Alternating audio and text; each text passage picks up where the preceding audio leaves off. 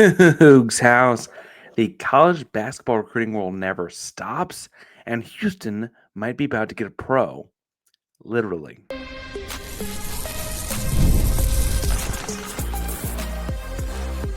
You are Locked On Coogs, your daily podcast on the Houston Cougars, part of the Locked On Podcast Network, your team every day. Welcome to Locked On Coogs, daily podcast about your Houston Cougars. I'm your host, Houston-born teacher and coach Parker Ainsworth, and whether you're a Houston fan or just a hater who came to by, thank you for making Locked On Coogs your first listen of the day and making the Locked On Podcast Network the number one sports podcast network in the world. Whether you don't know what to say in the comments down below, tell us. Well, we've been talking about things you eat in dozens. What's something you eat a dozen of? Because the guy we're going to talk about today gets a dozen of a lot of things in the stat sheets. Now, I want to talk about a guy that Houston's recruiting that is presently a pro and what that means. I also talk to someone about the earliest AP poll being a potential curse for Houston in a second. But today's show is brought to you by FanDuel, America's number one sportsbook and best place to get in on the action, with the NBA as official sports betting partner of the NBA. So before we get too far, I do want to mention that at the recording of this podcast, Abdullah Ahmed has not made a decision. He is a G League prospect from the Westchester Knicks. Yes, it's a G League team, and he is currently deciding, after having taken visits to both Houston and BYU, between a pair of Cougars. Now, that he's deciding between a pair of Cougars is an interesting decision process to be made. But it's deciding between a pair of Cougar basketball programs. How about that? Right now, I think he fits in well with Houston. I got two reasons why I think he comes to Houston over BYU. First, as far as on the floor stuff, I think he fits in with the Houston big man, true center position kind of stuff really well at Houston. In just 18 minutes per game at Westchester, he's getting over 3 blocks per game. You translate that to like a normal starter's minutes in college basketball, you're talking about like over 5 blocks per game. He's a low post presence. The one thing I think with Houston is he's a true drop coverage center and pick and roll options. And I think Houston's going to make him play at the level. But I would point out that as a guy, if he's trying to get back to the G League and then hopefully to the NBA, that's kind of a hole in his game to work on at Houston that I don't think BYU offers him, right? They play their centers in a lot of drop coverage. Houston does not, right? And by that, I mean like when your ball handlers coming off the pick and roll, different programs will have their centers set up at different spots to play both the ball handler and the screener at the same time. The more athletic you are, the higher you can play, I guess, but different schemes will play you different places to sit back and protect the rim or whatever, right? Um, in Westchester, he's been in mostly drop coverage, and if he wants to prove he can get to the level and play with the ball handler some, I think Houston's a place to prove that because it's what Houston asks of their guys. He's a big guy, a big 6'10". If you told me 6'11", I believe you. 250, 245-pound, kind of big, broad shoulders.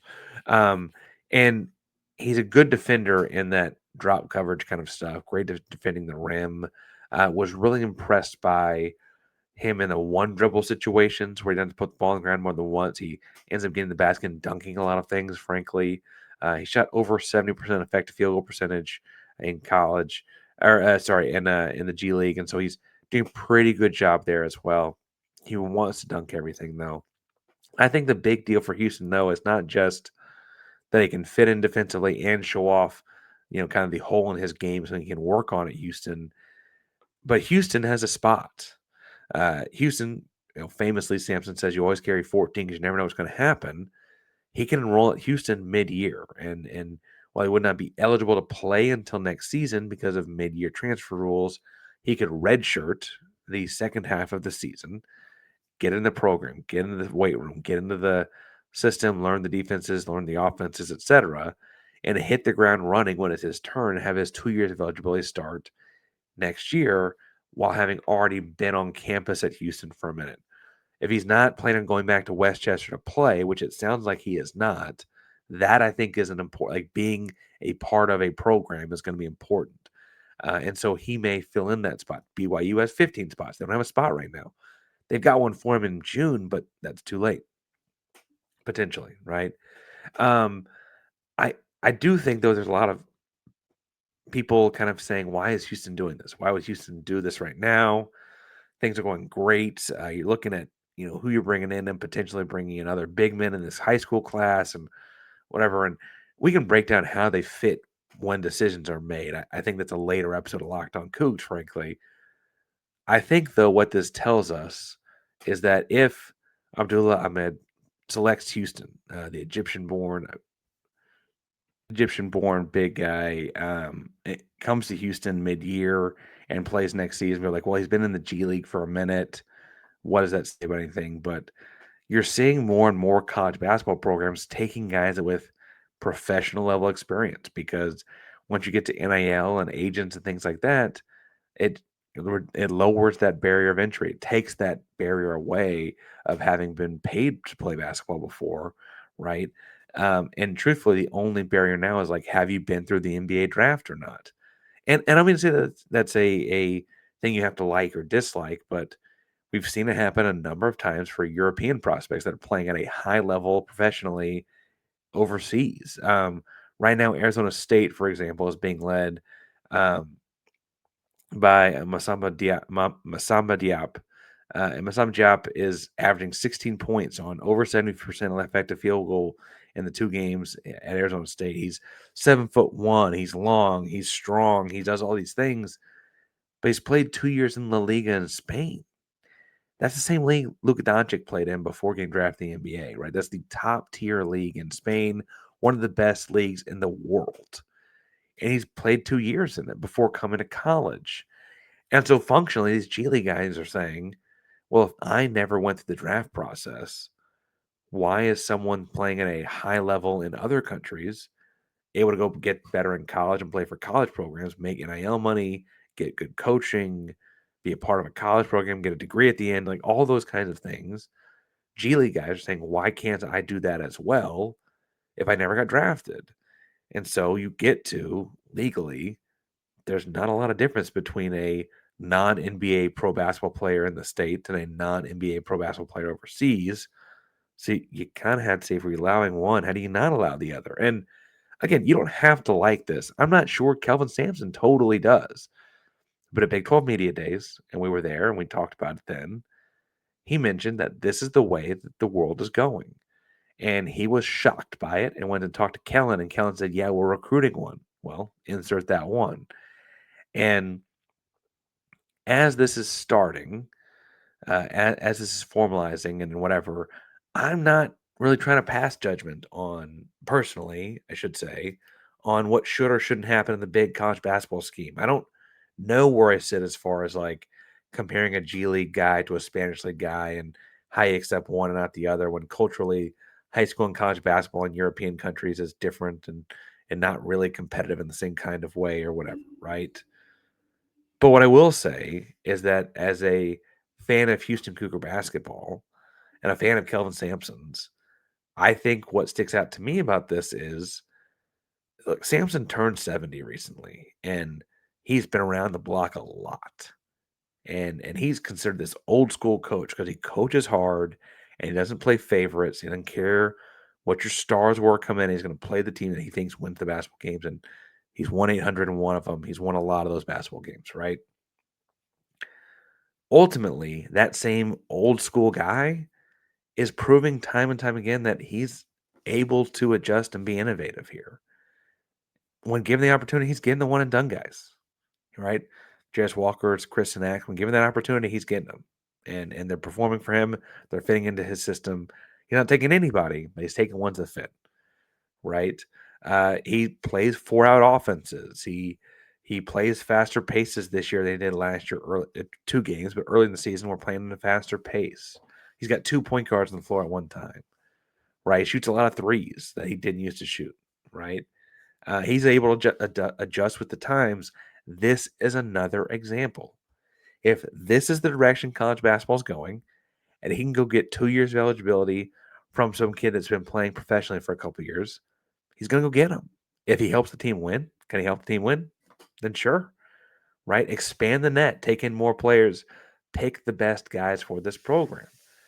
I will also point out much, pat Kelvin Sampson in the back here. He said when people asked before about other transfer portal guys and keeping that roster spot open, he's like, no, my roster's at 14 because then when something happens, you've got a spot. You just never know what's going to happen. This feels like that. You never know. You'd have never known a year ago that we'd be talking about replacing that 15 empty spot with a G League basketball player. And here we are. Houston looking at a pro, trying to bring one in. And who knows? By the time you've heard this, maybe Abdullah Ahmed's made a decision. And it's a Cougar. I just don't know which one. and maybe it won us. Maybe I'm totally off base here. I think Houston's got a really good chance. I don't think he's the last G League guy until they make a ruling on this that Houston's going to be in on. If you were a 20-year-old kid in the G League that had not been drafted and you wanted to show pro scouts that you could do one of the defensive things like we're talking about at a high level, why wouldn't you look at Houston? Be honest with yourself. You look at Houston. And I think that's important. I also think it's important that Houston is dodging curses by essentially being an early / preseason number 1 AP poll team without actually being a preseason / early season number 1 AP poll team. And we'll get to that one second. But first, today's show is brought to you, like I said, by our buddies over at FanDuel because the NBA is back and there's no better place getting on the action than with FanDuel, official sports betting partner of the NBA. Even if you missed the start of a game or want to ride the hot hand, FanDuel has live bets on everything from who will score next, the first fourth quarter comeback, and more. Plus, you're going to combine your bets into a same-game parlay for a shot at a bigger payout. It keeps every game exciting, especially when your team is making that late push. Right now, FanDuel is giving new customers $300 in bonus bets when your first $5 bet hits. So head to FanDuel.com, sign up, and play your game with FanDuel, official sports betting partner of the NBA.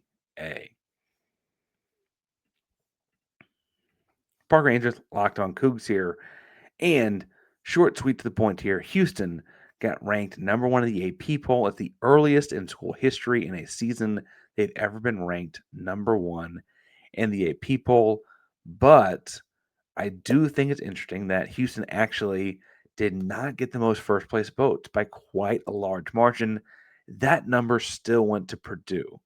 But when you break down the number of people that voted and where they had Purdue, people did not put Houston lower than 3rd, generally speaking.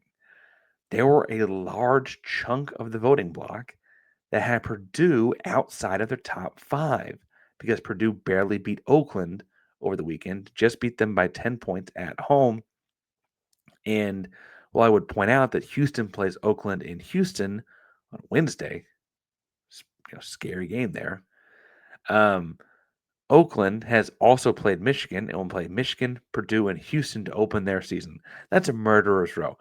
And those people dropping off Purdue out of their top 5, when you are calculating AP poll points or like points from voting in a ranked voting system, that pulled Purdue just behind Houston in terms of points. So Houston is not actually the number 1 team on most people's ballots. But the aggregate score there across all of it has helped Houston to where they are the number 1 team in the AP poll in America. And I feel like this means you're actually kind of getting the best of both worlds. You are at the top of the AP poll, getting recognized by everyone. But you're also not that favorite that gets cursed because everyone thinks you can do no wrong. That still feels like Purdue. And so my official stance on this is it's a good thing. That's not that you cared about my stand. You do. You're here. I think that it's a good thing for Houston. I also think that, frankly, it's good to get.